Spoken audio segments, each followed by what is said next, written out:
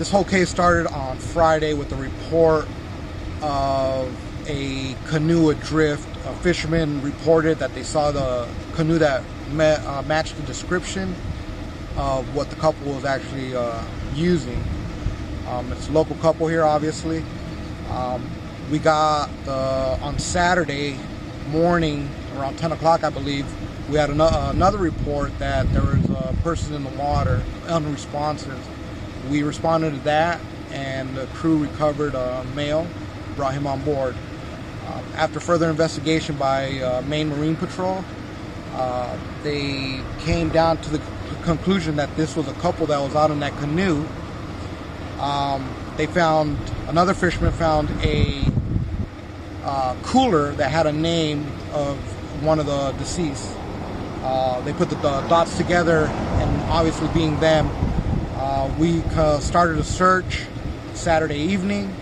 Search went on until Sunday morning, where the crew of Station Jonesport found the second victim around 5:30 in the morning. That is correct. They were both wearing life jackets. Actually, I believe it was 2 to 4 feet swell, clear night, full moon, well lit. Well lit. Okay. I think the ambient air temperature was about 55, maybe. And they did recover the canoe this morning. About an hour ago. About an hour ago. Yes. Okay.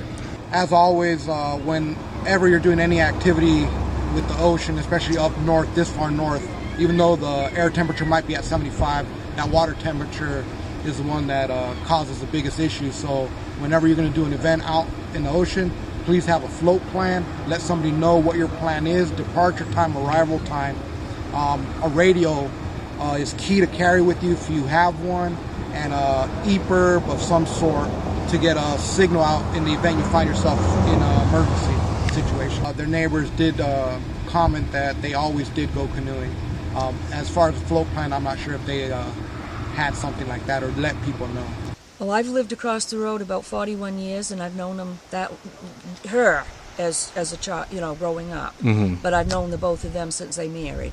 They were rebuilding the cottage, fixing it up, doing some repair every year, and then they loved the water and they'd go canoeing, and they worked in the garden and the lawn, and she just loved to swim, and he just loved working around the cottage.